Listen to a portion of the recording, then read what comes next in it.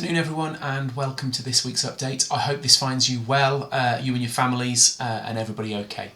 So I just wanted to talk a little more about year 10 and 11 exams today in this briefing, in this update. Now we still don't know and haven't got guidance from the government what actually is happening, but what they released about a week ago was the consultation document which explains to schools one approach they may take.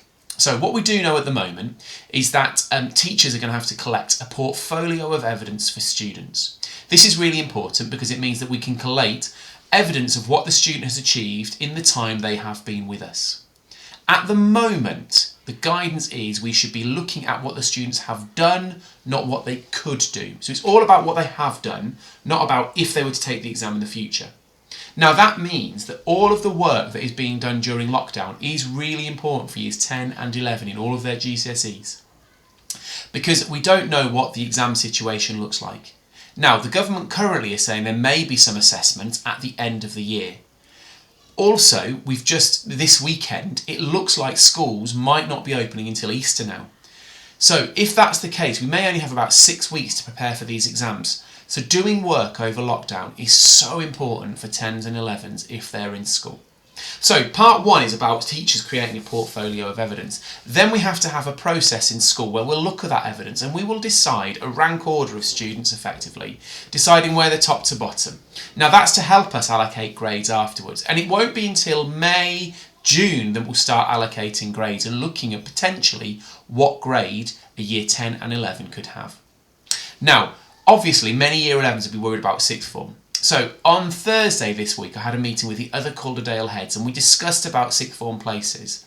And all the sixth forms in Calderdale agreed to delay their entry for another couple of weeks and just have a look about what happens and wait until the consultation is.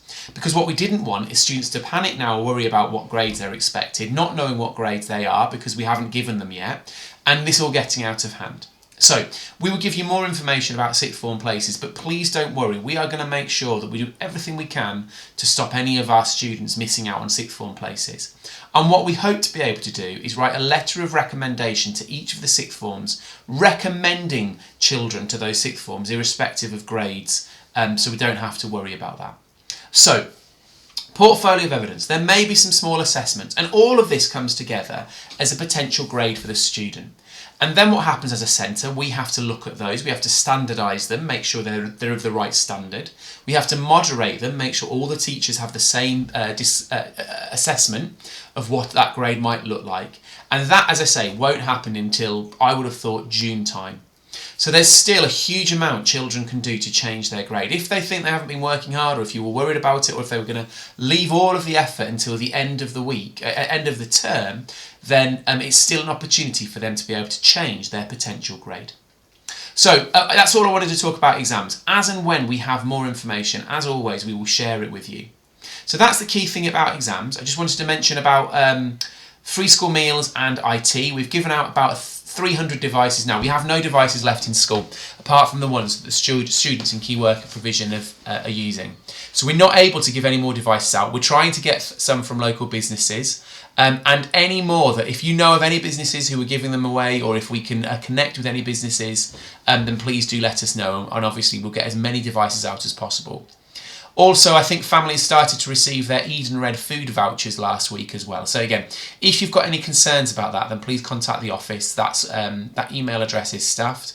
And also, we were very fortunate to secure a £10,000 grant that has been supporting some of our most vulnerable families over this period, and will continue to do so. And finally, just a big thank you and a well done for all of the engagement in Remote Year Learning.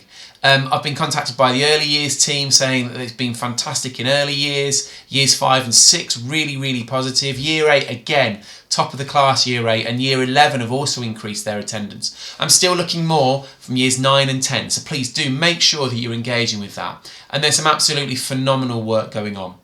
The approach we have taken is to make sure that we best support you as families and make sure that it's not all totally dependent on a device, which is why we don't have live lessons every lesson. I think that's not right for children, it's not right for staff, it's not right for families.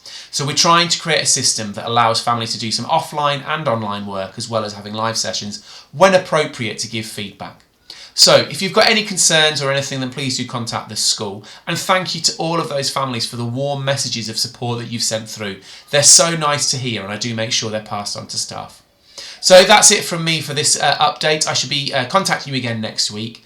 As I say, I hope everybody is well, everyone is safe. Please do look after yourselves, and I shall speak to you again next week. Take care, everyone.